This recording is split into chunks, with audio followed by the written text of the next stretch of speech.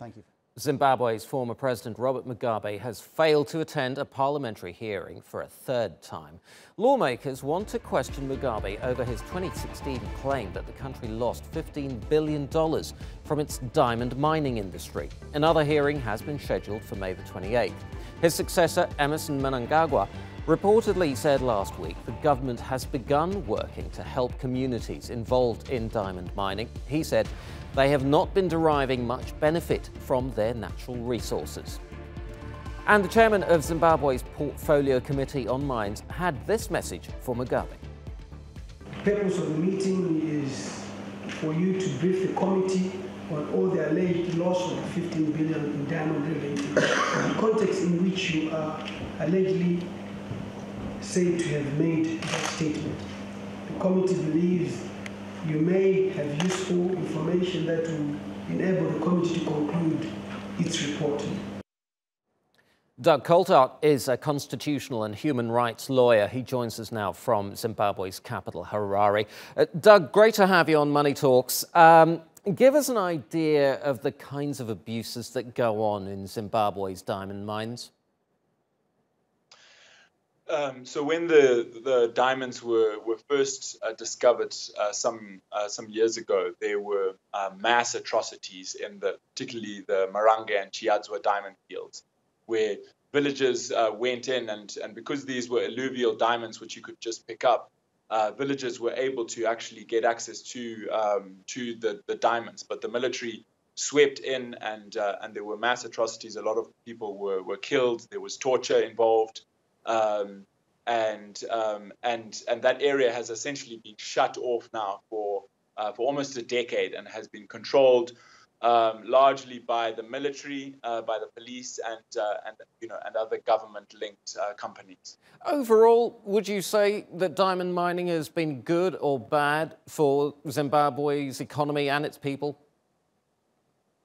I think what we can say is that there really has been very little benefit for Zimbabwe's people that has been derived from the diamond mines.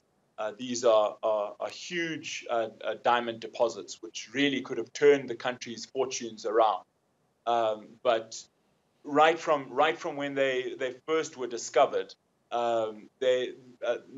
very little revenue has been coming into government coffers. This is something that during the inclusive government, the finance minister the finance minister Tendai Biti, who was from the opposition then, repeatedly complained about, but was ignored. And then, of course, in 2016, we had the famous statement from Robert Mugabe that 15 billion worth of diamond revenue seemed to be missing, and they had no trace of where it had gone. Right. That is a bit of a puzzle then, because why would Robert Mugabe say that so much money has gone missing from an industry that was largely under the control of his government?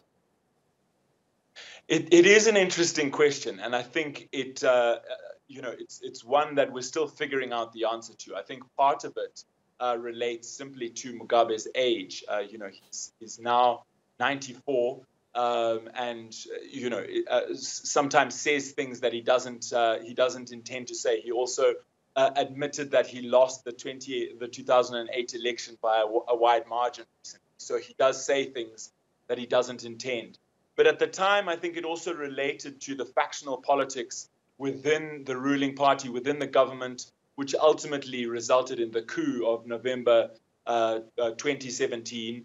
Because it was the military and many of those in his government linked to Emmerson Mnangagwa's faction of the party who were very involved in the diamond mines. I think that his statement about the 15 billion being missing was at the time perhaps a dig and an attempt to undermine that faction of the party. Ultimately, it didn't work out for him because he lost out in November. Right, Doug, Emmerson Mnangagwa has said he wants to reform the diamond industry. How optimistic are you that these changes will help the Zimbabwean people? I'm not particularly optimistic, I'm afraid. Just recently, there were protests in that area of the country, in the eastern part of the country, where the diamonds are mined. These were protests from villagers who were demanding accountability over the human rights abuses, as well as the fact that very little development has happened in that area. Okay. And Right. those protests were met with Right. brutality from the state. Dogs were set Okay. on protesters, which undermines the confidence really that anything will really change. Doug, I'm afraid we are going to have to leave it there. We're out of time, but thank you ever so much. Doug Coltart, human rights lawyer in Zimbabwe. Thank you.